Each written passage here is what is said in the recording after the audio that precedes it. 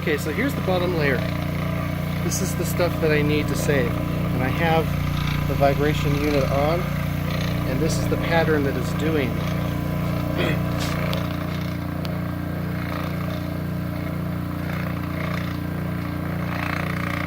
Woo!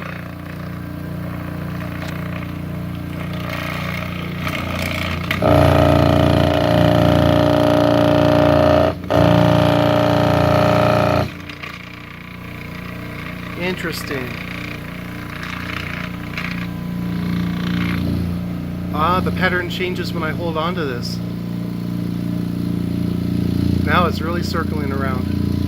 When I let it go, it goes back to a more neutral state because there's not really a lot. Oh god, I gotta turn that off because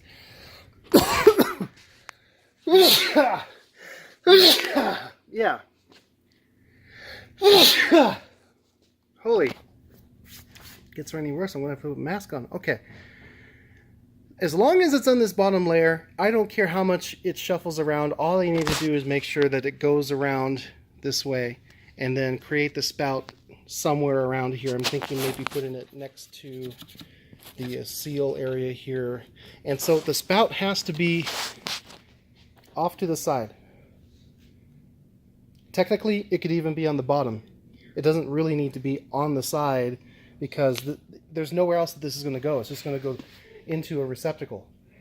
It would help if this were on the side a little bit further out because I would be able to have more room to connect up either a hose or a bag to let it fall into a bucket.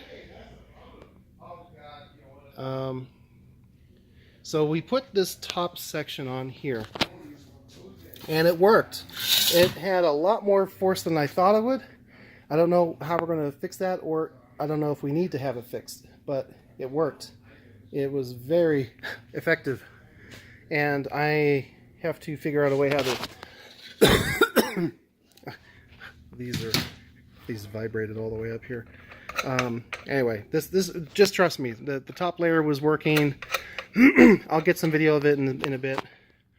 I'm going to shut up now. I'm going to see what I can do to get this working.